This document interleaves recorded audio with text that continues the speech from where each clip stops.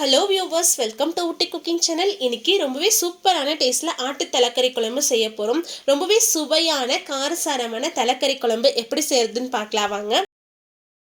முதல்ல குழம்புக்கு மசாலா அரைச்சிடலாம். 2 டேபிள் ஸ்பூன் அளவுக்கு எண்ணெய் சேர்த்துருக்கேன். எண்ணெய் நல்லா சூடானதும் இதில் 2 டேபிள் ஸ்பூன் அளவுக்கு காஞ்ச மல்லி சேர்த்துக்கலாம். கூடவே 1 டீஸ்பூன் ஜீரகம், 1 டீஸ்பூன் மிளகு சேர்த்துக்கலாம். இது கூடவே 3 துண்டு பட்டை, 3 கிராம்பு, 1 ஏலக்காய் சேர்த்துருக்கேன். கூடவே காரத்துக்கு தேவையான அளவு காஞ்ச மிளகாய் சேர்த்துக்கலாம். இது எல்லாத்தையுமே எண்ணெயில் நல்லா வதக்கி விட்டுருங்க. எந்த ஒரு பொருளுமே கரிஞ்சு போயிடக்கூடாது. எல்லாமே லைட்டாக நிறம் மாறி வர வரைக்கும் நல்லா வறுத்து எடுத்துக்கலாம்.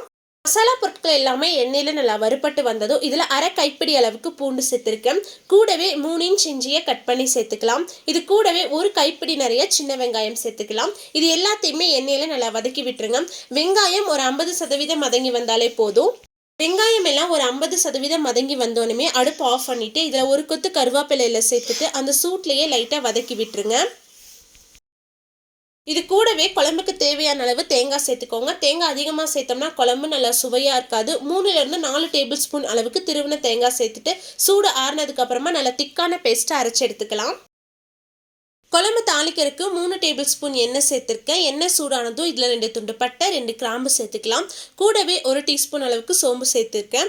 சோம்பு எண்ணெயில் நல்லா பொரிஞ்சு வந்ததுக்கு அப்புறமா இதில் 1 கைப்பிடி சின்ன வெங்காயத்தை நல்லா பொடியாக கட் பண்ணி எடுத்திருக்கேன். இது கூடவே 1 கொத்து கருவேப்பிலையில 2 பச்சை மிளகாய் சேர்த்துக்கலாம்.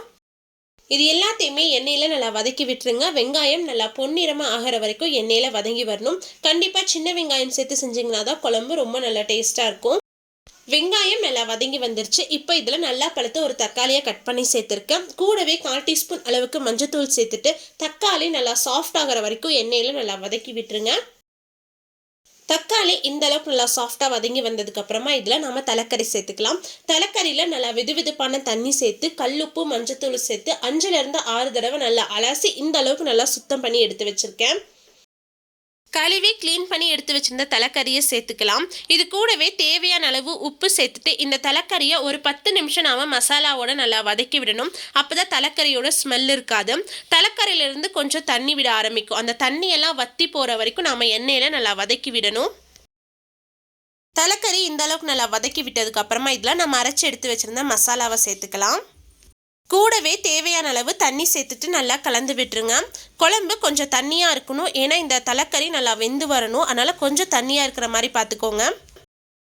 மசாலா சேர்த்து குழம்பு நல்லா கொதிச்சு வந்ததுக்கு அப்புறமா நம்ம மூடி வச்சு தலைக்கறியை நல்லா வேக வச்சு எடுத்துக்கலாம்.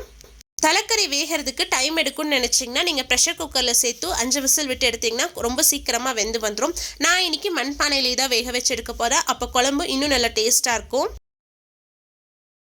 தலைக்கறி எல்லாம் நல்லா சாஃப்டாக வெந்து வந்துருச்சு. நல்லா குழம்பும் இந்த அளவுக்கு நல்லா திக்காகி வந்திருக்கு.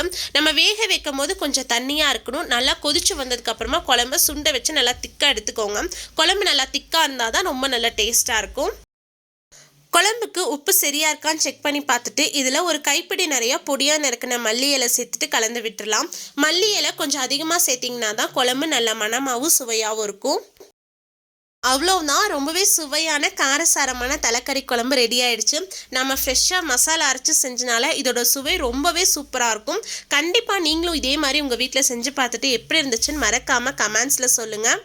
உங்களுக்கு இந்த வீடியோ பிடிச்சிருந்தா லைக் பண்ணுங்கள், ஷேர் பண்ணுங்கள். மறக்காமல் ஊட்டி குக்கிங் சேனலுக்கு சப்ஸ்கிரைப் பண்ணுங்கள். மீண்டும் அடுத்த ஒரு ரெசிபியில் சந்திப்போம். Bye. See you soon.